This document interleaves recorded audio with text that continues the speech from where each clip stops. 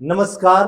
Global એક્સપ્રેસમાં તમારું સ્વાગત છે. હું આપની સાથે પંકજ. આજના અમેરિકાના તારીખ 12 ફેબ્રુઆરી 2026ના મુખ્ય સમાચારની વાત કરીશું. અમેરિકામાં રહો છો, અમેરિકાના રોજના અપડેટ જાણવા માટે ગ્લોબલ એક્સપ્રેસને સબસ્ક્રાઇબ કરવાનું ભૂલતા નહીં. આજના મુખ્ય સમાચારોની વાત કરીએ તો અમેરિકાના ટેક્સાસના એરપોર્ટને અચાનક જ બંધ કરી દેવામાં આવ્યું છે, જેના કારણે ફફડાટ વ્યાપી ગયો છે. શું આકાશમાં કોઈ યુદ્ધ થવાનું છે કે કેમ, તેના પર લોકો ચર્ચા કરી રહ્યા છે. આ પછી સમાચારની વાત કરીએ તો એક માં તેના બાળક માટે સૌથી મહત્વની હોય છે, ત્યારે આઈસ હવે એક માતાના પ્રેમને આડી રહી હોવાનું સામે આવ્યું છે. જીવતા અને ગંભીર બીમારીમાં પીડાતા બાળકને પણ મળવા તો ન દેવાયું, પણ મૃત્યુ બાદ પણ અંતિમ દર્શન કરવા ન દેવાતા આઈસ સામે ફિટકારની લાગણી હાલ સમગ્ર વિશ્વમાંથી વરસી રહી છે. આ પછીના સમાચારની વાત કરીએ તો 1 માર્ચ 2026થી અમેરિકામાં જે પણ મોટેલ કે રેસ્ટોરન્ટ ચલાવવામાં આવી રહ્યા છે તેના માટે નવા નિયમો અમલમાં આવનારા છે. આ નિયમોની સૌથી વધુ ખતરનાક અને મુશ્કેલી ઊભી કરતી અસર આપણા ગુજરાતીઓને થવાની છે. ગુજરાતીઓની મુશ્કેલી આ ધંધામાં વધવાની છે. શું તેમની કમાણીની કે ધંધાને અસર થશે, તેની વાત કરીશું આ રિપોર્ટમાં. તમારી બધી જ ચિંતા દૂર કરીશું. તો ચાલો તમામ સમાચારો જોઈએ વિસ્તારથી. આપ જોતા રહો ગ્લોબલ એક્સપ્રેસ.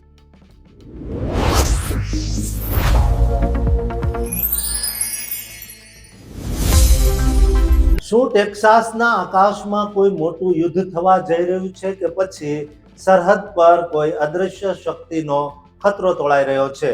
અમેરિકાના સૌથી વધુ વ્યસ્ત એરપોર્ટ પૈકીના એક એવા અલ પાસો ઇન્ટરનેશનલ એરપોર્ટને અચાનક સીલ કરી દેવામાં આવ્યું અને આદેશ છૂટ્યો કે 10 દિવસ સુધી એક પણ વિમાન અહીં ઉતરી શકશે નહીં. આખરે એવું તે શું બન્યું કે રાતોરાત હજારો મુસાફરો અટવાઈ ગયા અને સેનાએ મોરચો સંભાળવો પડ્યો. શું આ મેક્સિકન કાર્ટેલનો હુમલો હતો કે પછી પેન્ટાગોનનું કોઈ ગુપ્ત લેઝર પરીક્ષણ? આ રહસ્યમય ઘટના પાછળનું સનસનીખેજ સત્ય આજે હું તમને જણાવીશ, જે જાણીને તમે પણ ચોંકી જશો. અમેરિકાની ફેડરલ એવિએશન એડમિનિસ્ટ્રેશન દ્વારા 10 ફેબ્રુઆરી 2026ની મોડી રાત્રે એકાએક ટેક્સાસના એલ પાસો ઇન્ટરનેશનલ એરપોર્ટ પર ફ્લાઇટ પ્રતિબંધ લાદી દેવામાં આવ્યો.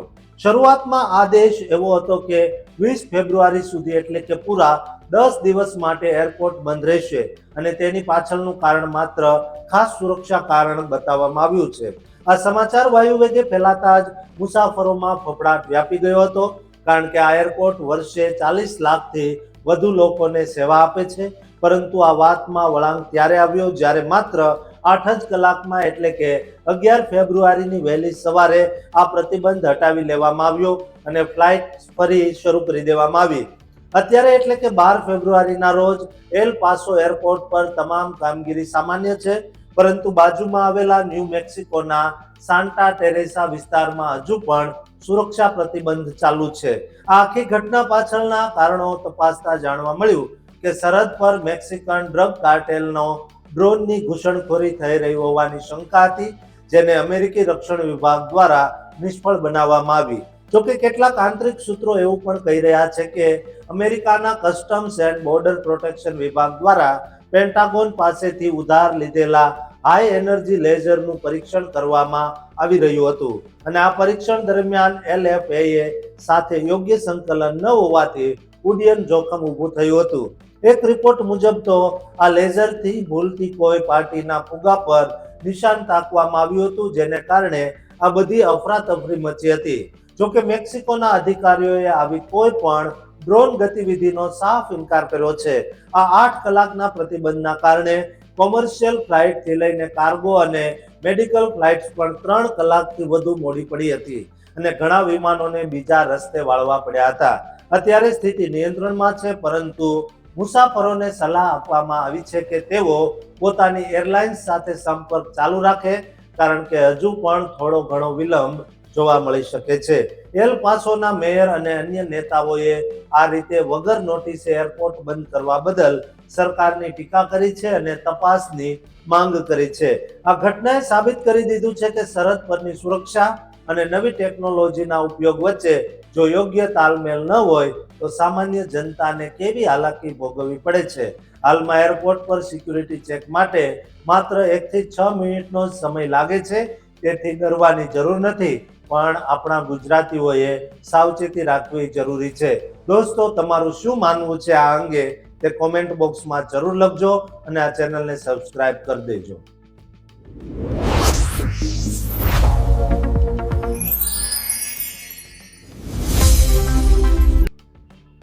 એક માં તેના માટે તેના સંતાનથી મોટું દુનિયામાં કોઈ સુખ હોતું નથી, અને સંતાનની અંતિમ વિદાય વખતે તેની બાજુમાં ન હોવું એ દુનિયાનું સૌથી મોટું દુઃખ છે.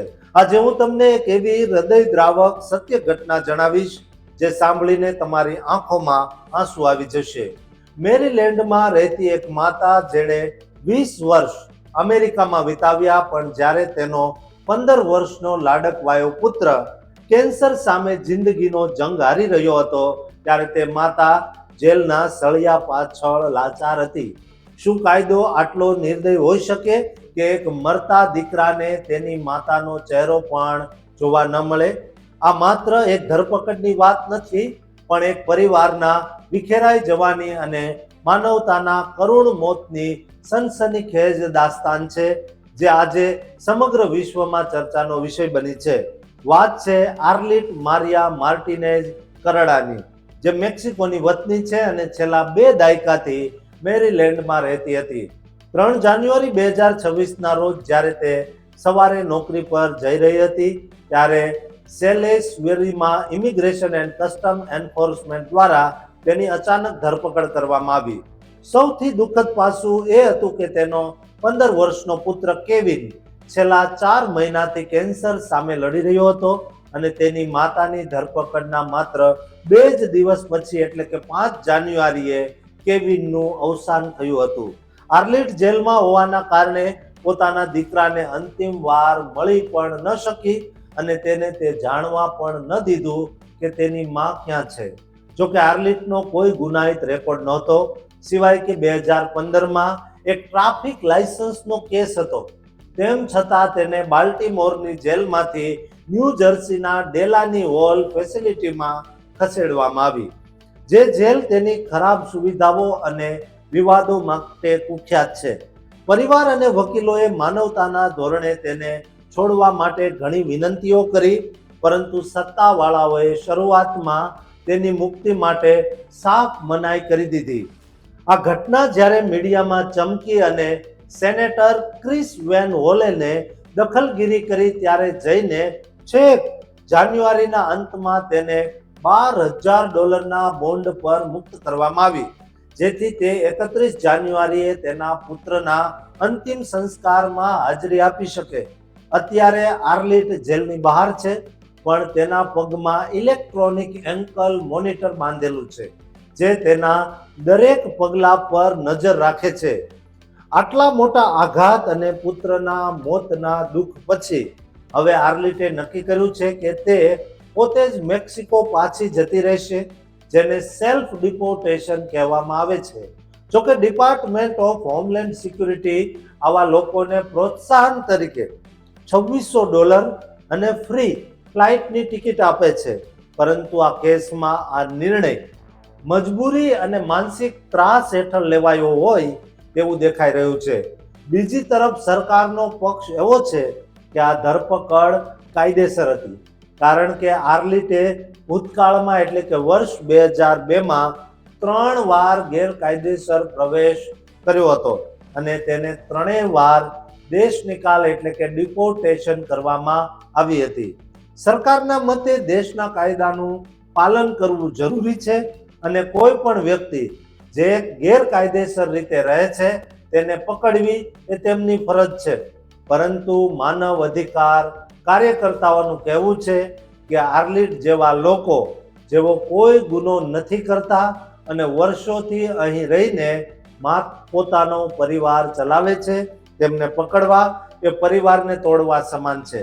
આર્લિટના પતિ રિગો મેન્ડોઝા લોપેઝે પોતાની વ્યથા ઠાલવતા કહ્યું કે તેની પત્ની વગર તેમનો પરિવાર અધૂરો છે, અને તેના બાકીના 4 બાળકો જે અમેરિકાના નાગરિકો છે તેમનું ભવિષ્ય હવે અંધકારમય દેખાઈ રહ્યું છે. સોશિયલ મીડિયા પર આ ઘટનાને લઈને ભારે રોષ જોવા મળી રહ્યો છે અને લોકોએ કેવિનના અંતિમ સંસ્કાર તેમજ કાયદાકીય લડત માટે GoFundMe દ્વારા $81,000 થી વધુ રકમ એકઠી કરી છે. આ કેસ માત્ર એક મહિલાનો નથી, પણ તે અમેરિકાની કડક ઇમિગ્રેશન નીતિઓ અને તેના કારણે થતા કૌટુંબિક વિખવાદોનો જીવતો જાગતો પુરાવો છે.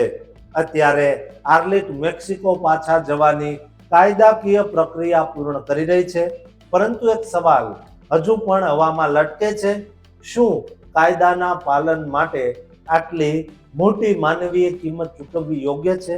આ ઘટનાએ સાબિત કર્યું છે કે ક્યારેક કાયદો જ્યારે કરુણા ગુમાવી દે ત્યારે માત્ર એક વ્યક્તિ નહીં પણ આખો સમાજ હચમચી જાય છે. દોસ્તો, તમારું આ ઘટના અંગે શું માનવું છે? આઈસની કાર્યવાહીને તમે કેવી ગણો છો તે કોમેન્ટ જરૂર કરજો.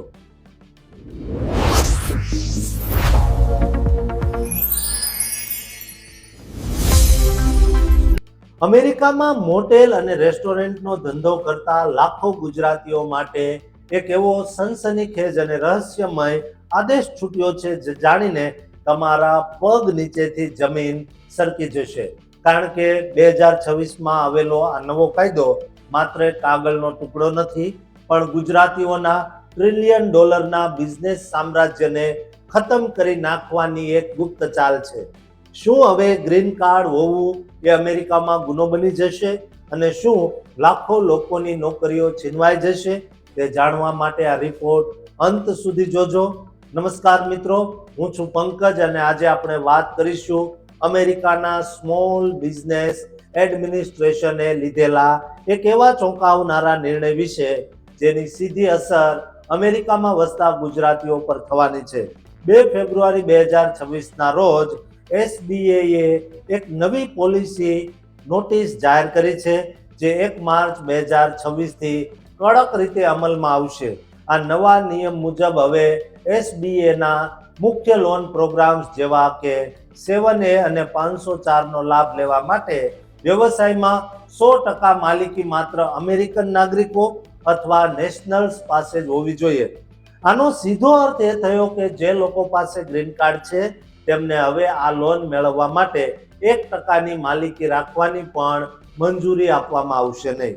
આ અગાઉ ડિસેમ્બર 2025માં SBAએ 5% વિદેશી માલિકીની છૂટ આપી હતી, પરંતુ ટ્રમ્પ વહીવટી તંત્રની અમેરિકા ફર્સ્ટ નીતિ હેઠળ આ છૂટછાટ રદ કરી દેવામાં આવી છે અને લો ગ્રીન કાર્ડ ધારકોને આ લોન માટે સંપૂર્ણપણે અયોગ્ય ઠેરવવામાં આવ્યા. આ કાયદો ખાસ કરીને ગુજરાતી પટેલ સમાજ માટે મોટો ફટકો છે, કારણ કે આહોના આંકડા મુજબ અમેરિકામાં 60% હોટલોના માલિકો ગુજરાતીઓ છે, જે લગભગ 32 લાખ રૂમ્સ અને 22 લાખ નોકરીઓ ઊભી કરે છે. આ હોટેલો અમેરિકાના જીડીપીમાં 1.5%નું મોટું યોગદાન આપે છે અને તેની પ્રોપર્ટીનું મૂલ્ય $1 ટ્રિલિયન થી પણ વધુ છે. હવે આ નવા કાયદાના કારણે નવા પ્રોજેક્ટ્સ માટે ફાઇનાન્સિંગ મેળવવું મુશ્કેલ બનશે, જેનાથી બિઝનેસના વિસ્તારમાં અવરોધ આવશે.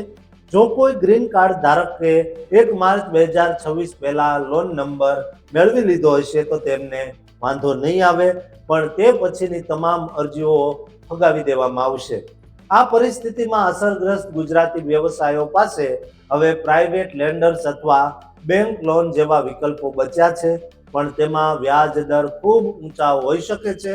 બીજો રસ્તો એ પણ છે કે માલિકીનું માળખું બદલવાનું છે, જેમાં પોતાના ઘરના જે સભ્યો અમેરિકન નાગરિક હોય તેમના નામે 100% માલિકી ટ્રાન્સફર કરવી પડી શકે છે. ટીકાકારો આ પોલિસીને ઇમિગ્રન્ટ વિરોધી ગણાવી રહ્યા છે, કારણ કે ઇમિગ્રન્ટ્સ અમેરિકામાં નવા ઉદ્યોગો સ્થાપવામાં હંમેશા આગળ રહ્યા છે. આ ફેરફારના કારણે હોસ્પિટાલિટી સેક્ટરમાં મોટું આર્થિક સંકટ આવવાની શક્યતા છે અને તેને અદાલતોમાં પડકારવાની તૈયારીઓ પણ ચાલી રહી છે. જે ગુજરાતીઓ નવા બિઝનેસ કે રિનોવેશન માટે SBA લોનની આશા રાખીને બેઠા હતા, તેમના માટે હવે સમય ખૂબ જ કસોટીજનક બની ગયો છે, કારણ કે હવે માત્ર અમેરિકન પાસપોર્ટ ધરાવતા લોકો જ સરકારી સસ્તી લોનનો લાભ લઈ શકશે. ગુજરાતીઓને મારી વિનંતી છે કે 1 માર્ચ પહેલા જો લોન જોતી હોય તો અત્યારે જ લઈ લેજો.